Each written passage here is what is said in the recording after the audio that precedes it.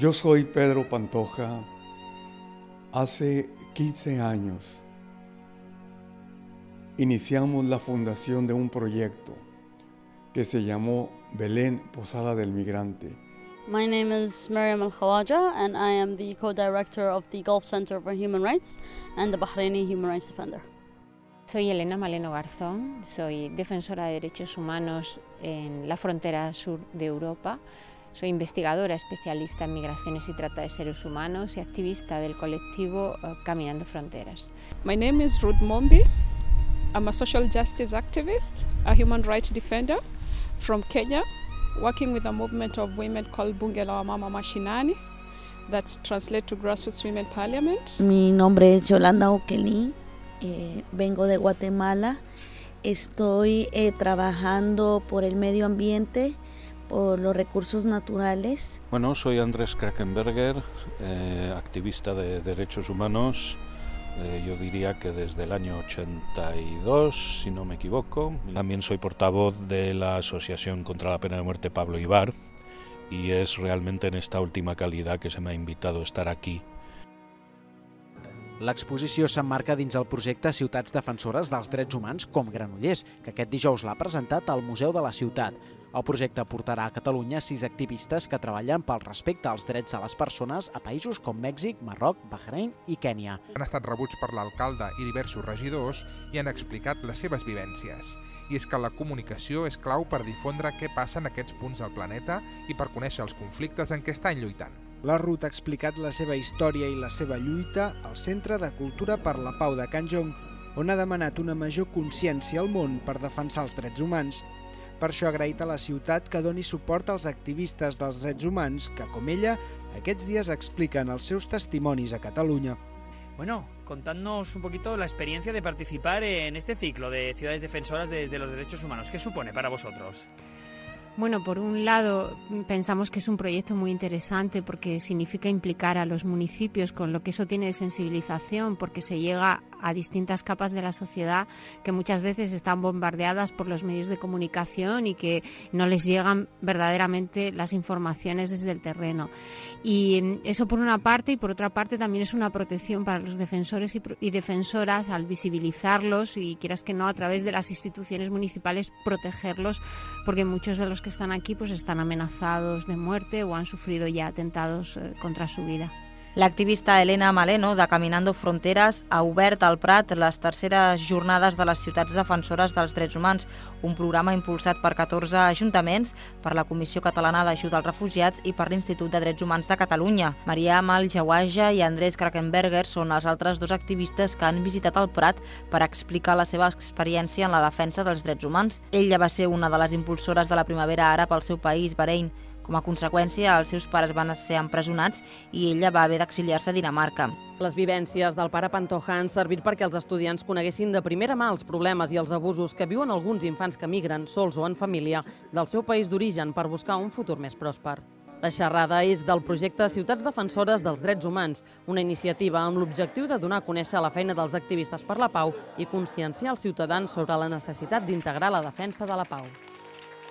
Per això mateix es continuaran celebrant les jornades Ciutats Defensores de la Pau perquè el treball d'aquests activistes sigui conegut i reconegut per la ciutadania que s'hi gaudeix de drets fonamentals, uns drets que en molts països continuen sent negats.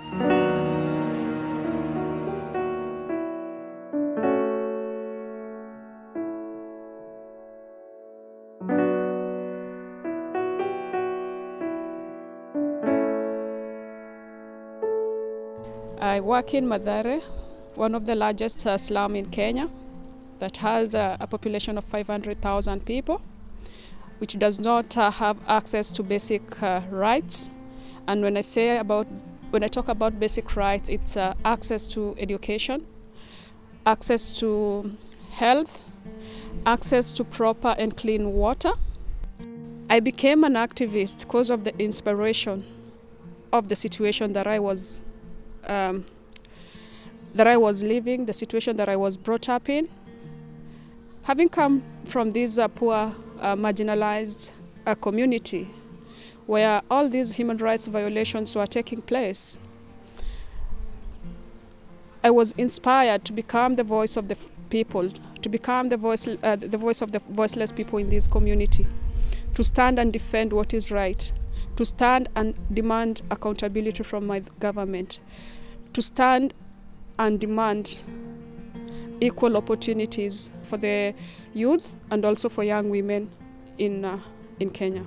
On the 17th of May this year, early morning, my brother-in-law, who was 17 years old, came across 2 police officers who had warned him to leave the community without giving the reason as to why they were asking him to leave the community where he has known it as home, of which he didn't live.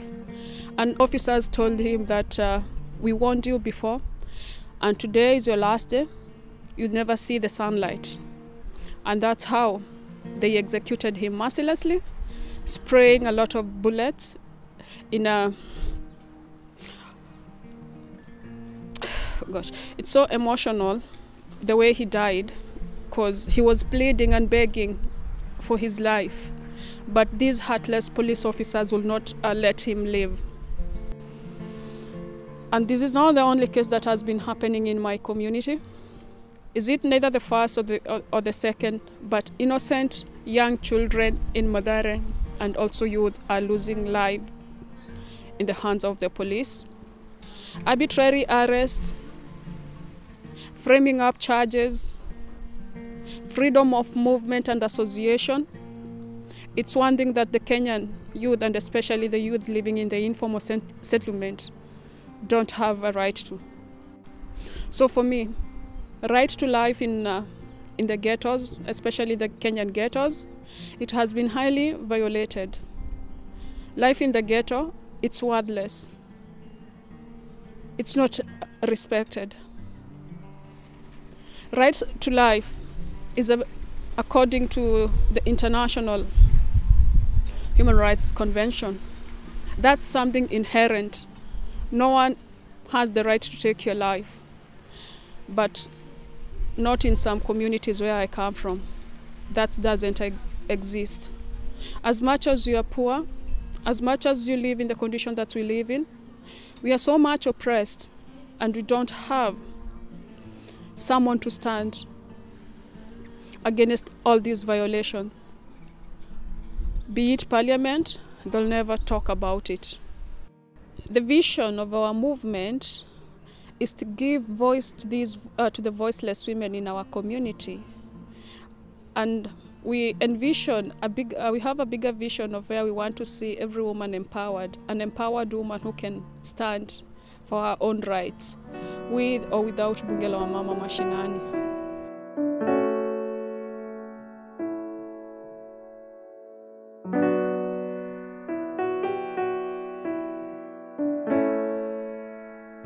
Estoy trabajando por el medio ambiente, por los recursos naturales, que en nuestro país hemos sido invadidos totalmente por las transnacionales en cuanto a la extracción minera, a las hidroeléctricas y también con el monocultivo. Ha sido una situación muy difícil en nuestro país porque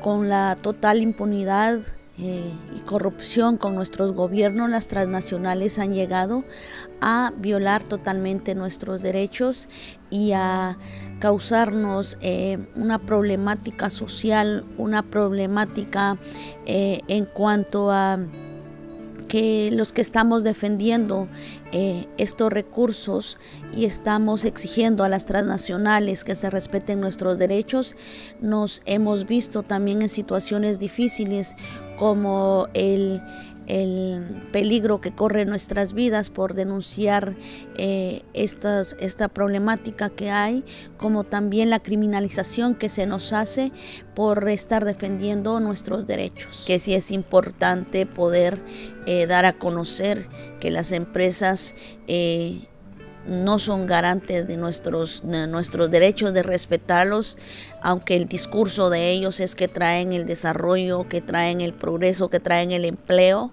pero yo soy testiga que esto es falso. Esto es un discurso que se queda nada más entre ellos y que las realidades nuestras son muy diferentes.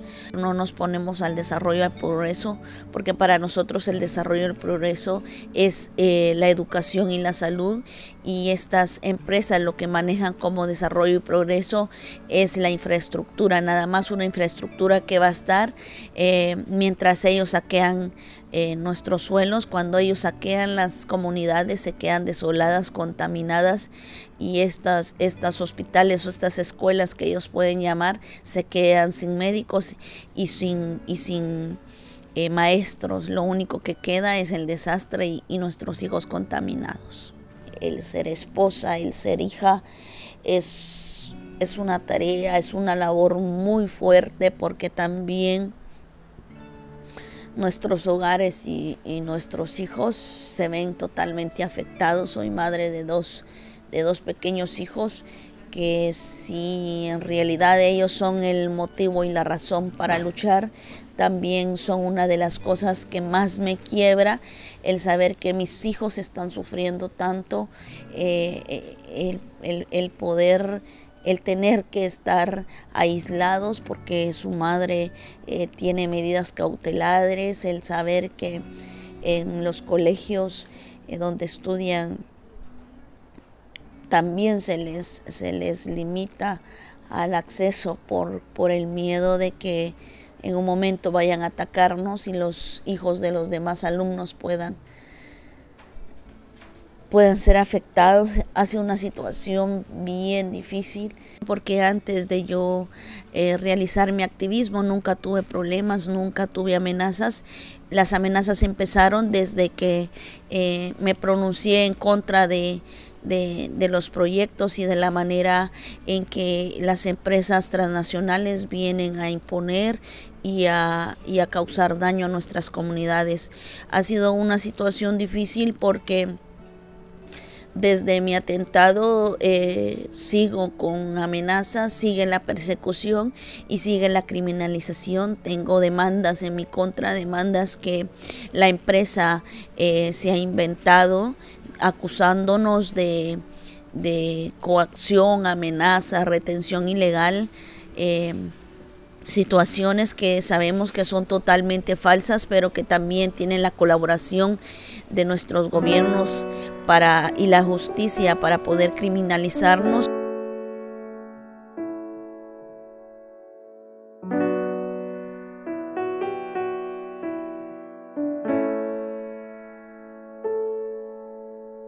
La pena de muerte es un castigo cruel, inhumano y degradante.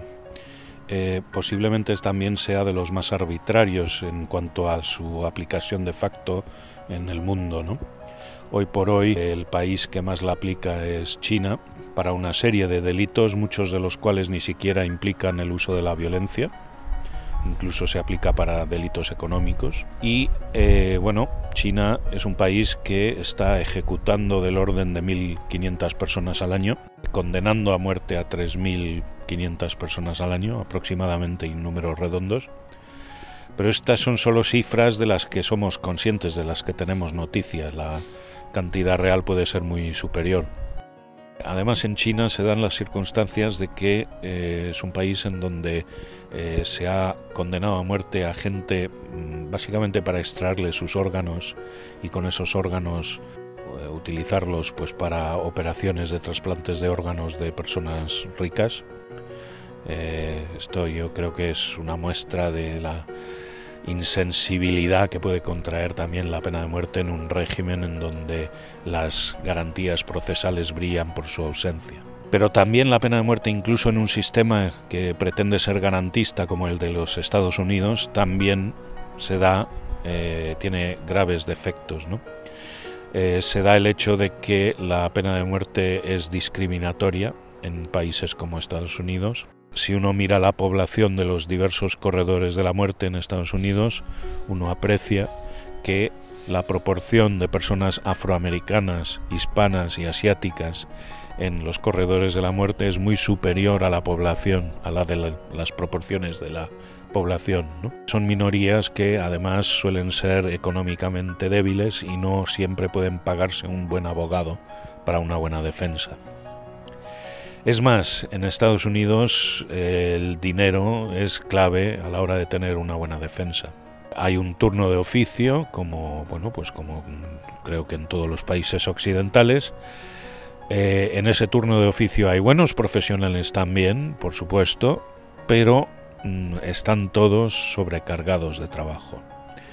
No es lo mismo, evidentemente, si uno recurre a un abogado de un bufete de prestigio que va a dedicar toda su jornada laboral durante varios meses al caso concreto que se esté llevando, ¿no? El caso de Pablo Ibar es paradigmático en este sentido, ¿no? Pablo Ibar tuvo un abogado de oficio que no estaba en condiciones de llevar un caso de pena de muerte, no estaba ni siquiera en condiciones, yo diría yo, de llevar un caso de multa de tráfico. Prueba de ello es que hubo que suspender el juicio en el que Pablo fue condenado a muerte en 2 ocasiones. En la primera de ellas porque el abogado estaba aquejado de una fuerte cirrosis, y en la segunda ocasión porque el abogado estaba detenido. Ojo, estaba detenido el abogado, involucrado en un incidente de violencia machista. Al parecer había pegado a una mujer embarazada. Uno puede pensar de una persona así pues lo que quiera, pero es evidente, creo yo, que una persona en esa situación no está para llevar un caso de pena de muerte. Prueba de ello es que el abogado no presentó una serie de pruebas con, a mi entender, súper concluyentes que, de haberse presentado, pues con casi total seguridad Pablo estaría ahora con nosotros y habría sido declarado inocente.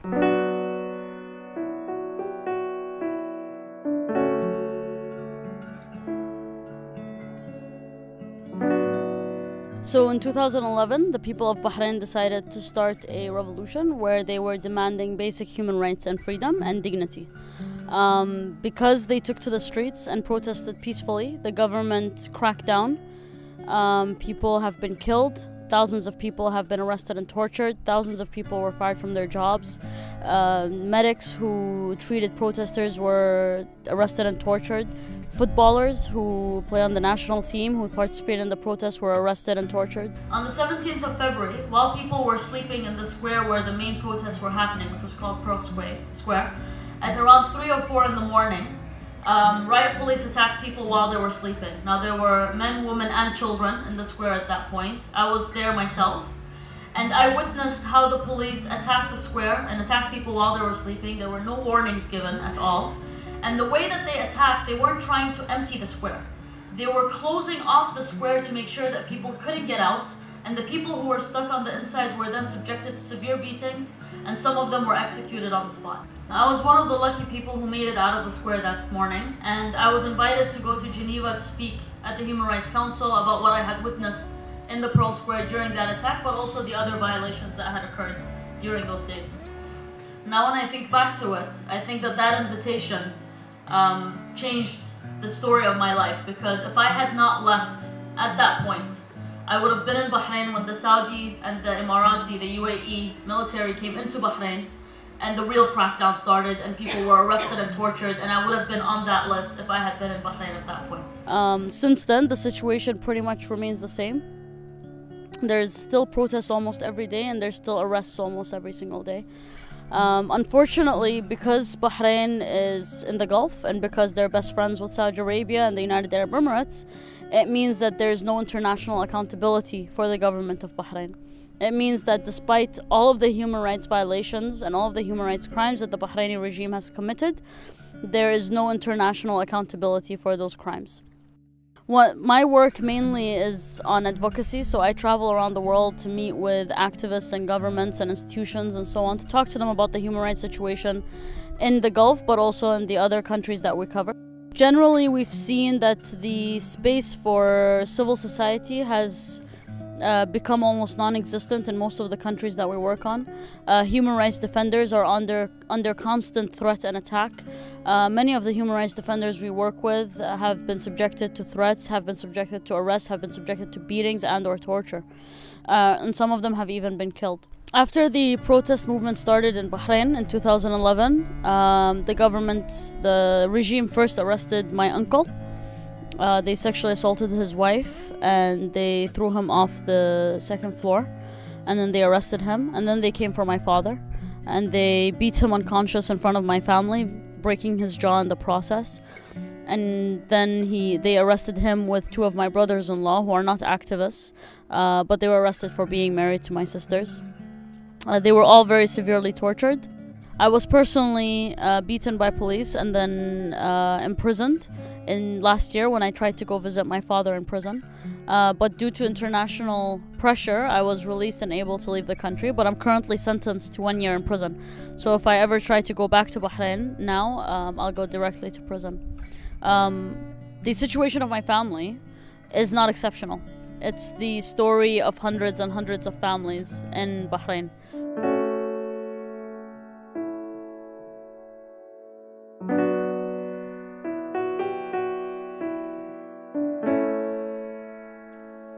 En estos días, en el proyecto de Ciudades Defensoras de Derechos Humanos, hemos tratado de visibilizar la situación de la frontera sur, de los derechos humanos y explicar cómo el control fronterizo está por encima de los derechos fundamentales de las personas, incluido el derecho a la vida.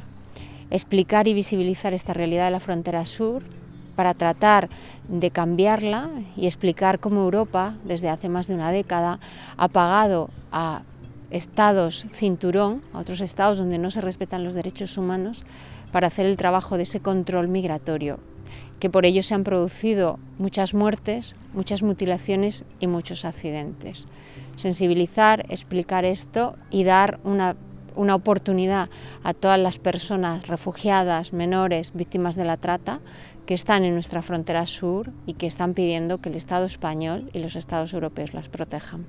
El trabajo consiste en acompañar a toda esa ciudadanía migrante, comprender el origen, ir al origen para ver por qué salen de los países, cuáles son las características, las peculiaridades de cada grupo, si son mujeres, menores, acompañarles en el acceso a derechos básicos en ese tránsito migratorio, desde el derecho a la salud, que una mujer tenga acceso a los servicios de salud, por ejemplo, después de un aborto en condiciones de clandestinidad, que un niño, un bebé que nazca en el camino tenga también acceso a ser inscrito en el registro civil y por eso existe y por eso no nos desaparecerá después secuestrado en las fronteras, que también las personas tengan derecho a un entierro digno, los familiares sepan si sus hijos desaparecieron en el mar o murieron a pie de valla y que sean enterrados de forma digna. Entonces trabajamos en horizontal con todas las comunidades migrantes que ya se autoorganizan durante el tránsito migratorio y trabajamos para empoderarlas en derechos desde lo básico, que es el derecho a la vida cuando están en el agua, cuando están en la valla, cuando necesitan activar servicios de rescate, cuando nos llaman por teléfono desde las pateras, al derecho a un entierro digno y que los familiares sepan que fueron enterrados dignamente. En los que hemos intervenido ha sido las muertes el 6 de febrero de 2014 de 15 personas en la playa de Tarajal. El Estado español dice que no ha utilizado material antidisturbios. Nosotras acompañamos a las víctimas que fueron devueltas al otro lado, les curamos las heridas, fuimos a las morgues, logramos identificar los cuerpos, buscamos las familias en el país de origen, armamos en tiempo récord un informe, una investigación con certificados médicos y ese informe tuvo un impacto bastante importante porque demostramos que el gobierno del Estado español mentía cuando contó que no se había utilizado material antidisturbios de ningún tipo. Hay que decir que nosotros armamos el informe, pero hay que decir la valentía de esas personas que habían visto morir a sus compañeros, la valentía de Nabil, de Desiré, de Patú, de un montón de heridos que prestaron sus declaraciones, que sabían que se enfrentaban a todo un Estado, pero que fueron valientes para contar la verdad. Nuestro trabajo consiste en eso, en empoderar, encontrar a las familias se han personado en el proceso judicial, explicarles lo que sucedió y darles la opción legal que tienen a buscar justicia.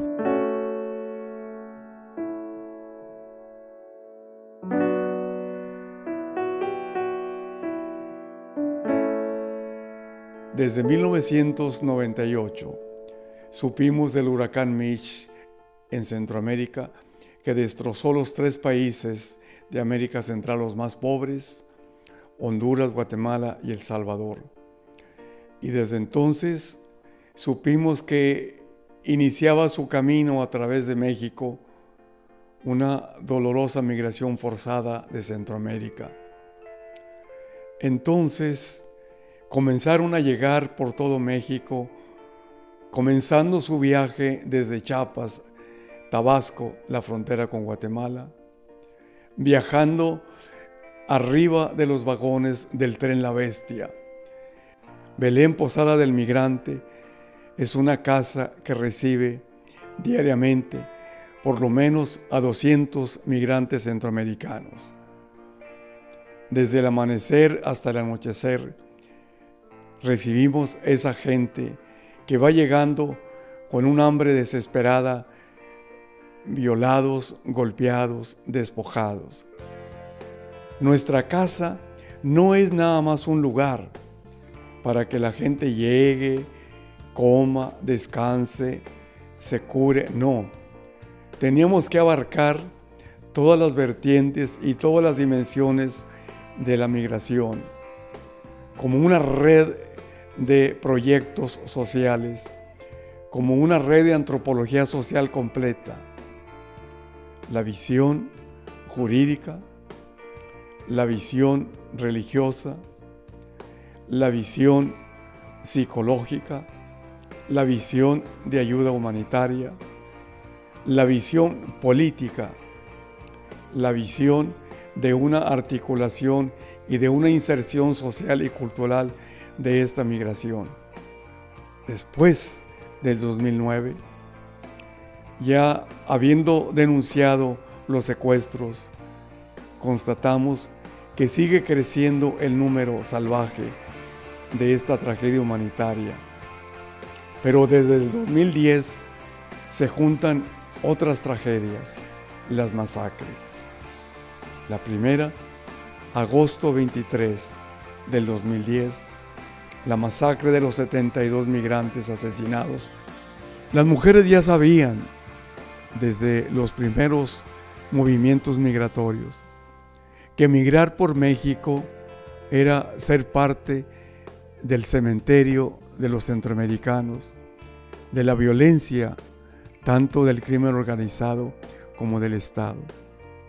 Sabían que si los riesgos para los hombres, tanto adolescentes como hombres grandes, habían sido muchísimos, y que migrar a través de México era una historia de terror, ya lo sabían, pero la valentía de estas mujeres migrantes fue realmente grande y decidieron migrar. Para nosotros fue la segunda dolorosa migración forzada. Se convirtió entonces esta migración femenina en un dolor mucho más extremo. Muertes, sufrimientos, violaciones de todo tipo, historias de terror. Después de todo un sufrimiento de una migración violenta, la mujer ha logrado descubrir en la migración un camino para seguir alimentando la esperanza y la vida.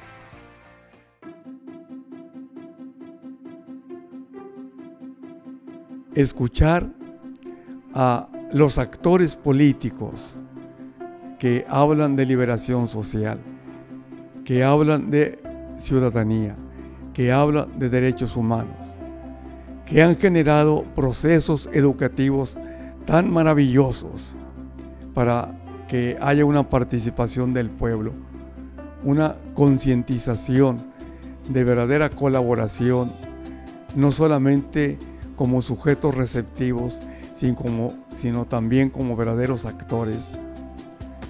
Nos ha hecho entrar a todos nosotros también en nuevos descubrimientos de procesos educativos ciudadanos.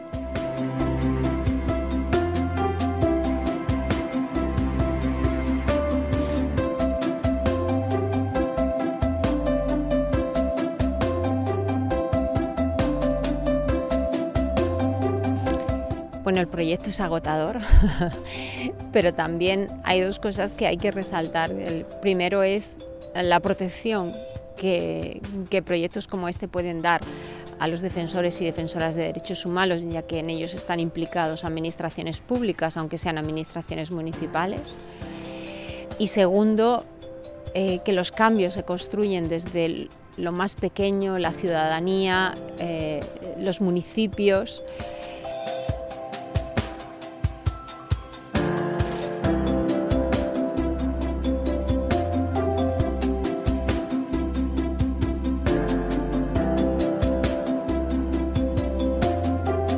Hemos sentido la solidaridad tan grande, estratégica, de todos estos municipios, de todos los actores políticos, de todos los representantes de estos movimientos sociales.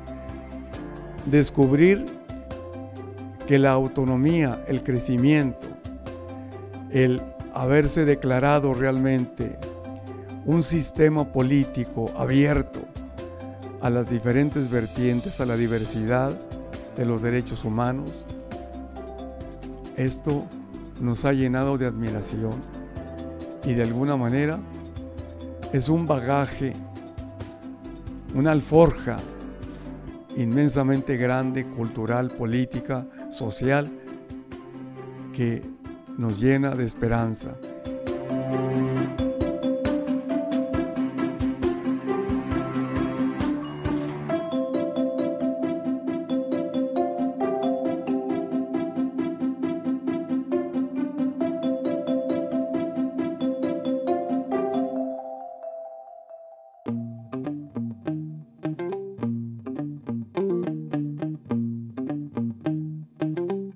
Hay quienes como niños y jóvenes son una esperanza para la sociedad nueva, para que otro mundo sea posible y que ellos no repitan estas mismas condiciones humanas que los adultos habían hecho de aplastar a esta gente.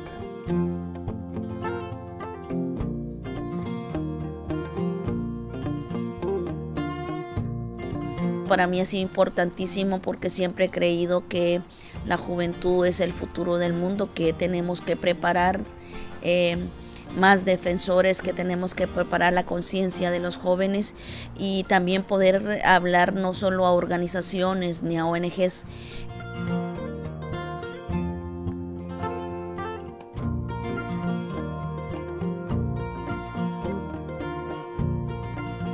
Sensibilizar a estos jóvenes creo que es una de las partes más importantes del proyecto. ¿Sabéis las toys estas con las que vosotros vais a la playa en verano? Pues estas toys se usan para cruzar el estrecho. Los chavales se montan dentro de estas toys y con los remos intentan cruzar el estrecho. Nadie llega al otro lado, aquí siempre hay que rescatarle. Ellos preguntaban qué podían hacer desde su edad, desde sus barrios, desde lo pequeño, que es de verdad cómo se cambian las cosas.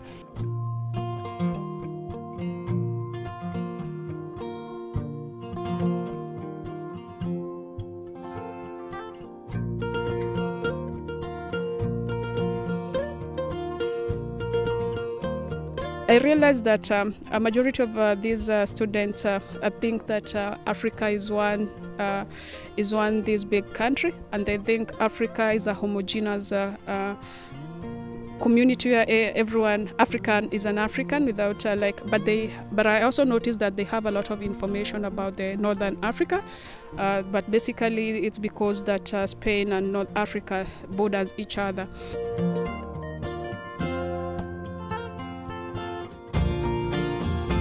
Són molt interessants, ja que donen una visió internacionalista del món, cosa que molts cops no s'arriba a veure, i que vingui gent que està en conflictes o que està de primera mà veient el que passa, quan a nosaltres ens arriba la informació per la televisió i està molt suavitzada, impacta.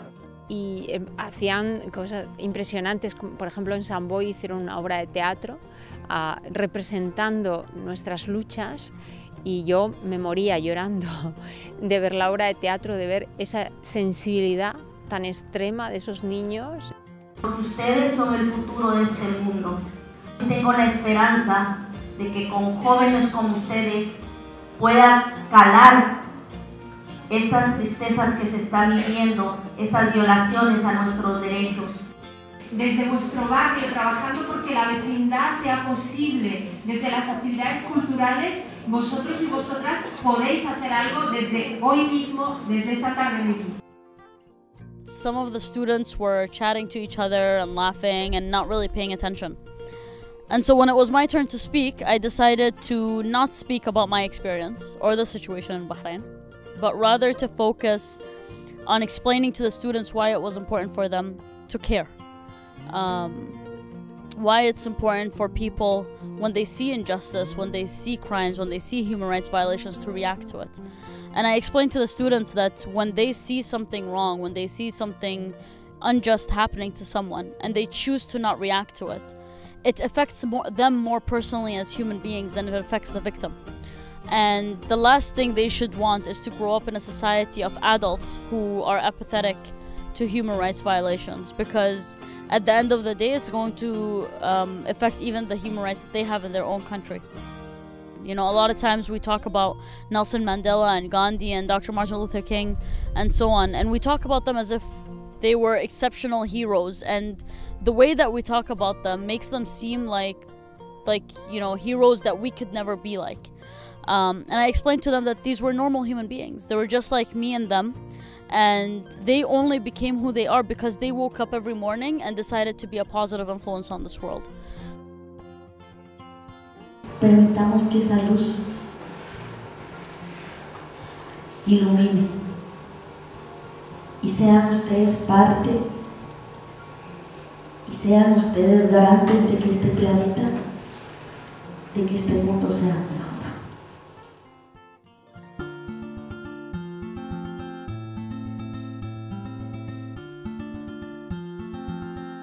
Para mí ha sido una enorme oportunidad de conocer a otros 5 defensores de derechos humanos en partes del mundo donde ser defensor de derechos humanos requiere muchísimo más coraje y muchísima más sangre fría que lo que necesitamos aquí en Europa, ¿no? De esa gente pues aprendes también el ver cómo son capaces de aguantar condiciones considerablemente más adversas que las que tenemos aquí. In my country, we've never had a mayor, a woman mayor. So for me, meeting with women mayor, it's an inspiration in terms of gender equality. And this is something I'd like to take home as a best practice and also learn more on how Spain has been able to achieve that. Because back in at home we are having debate on how to achieve gender equality in a political position, and I think in terms of that Spain is doing better, and in terms of political empowerment of women, and I think it's a great privilege meeting all these high-profile people who might have political influence in this country and also maybe in Central Europe. It's one of the things that has been really interesting that I've been bringing up a lot in the different meetings that we've been having, but also in the discussions with the students, is how complicit the Western countries are and the Western governments are in the crackdowns and the violations that are happening. So, for example, the bombing of Yemen, but also the impunity that governments, especially in the Gulf, have internationally. And so a lot of people were very surprised to find out that the Spanish government was selling weapons to the Saudi government and the UAE government, for example. So it's been really interesting. I've both spoken a lot and taught people about my situation and my experience, but I've also learned a lot.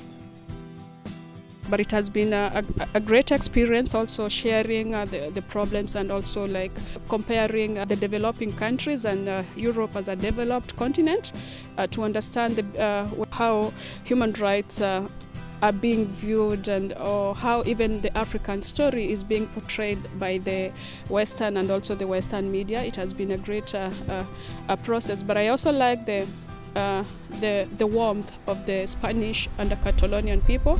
They are very warm.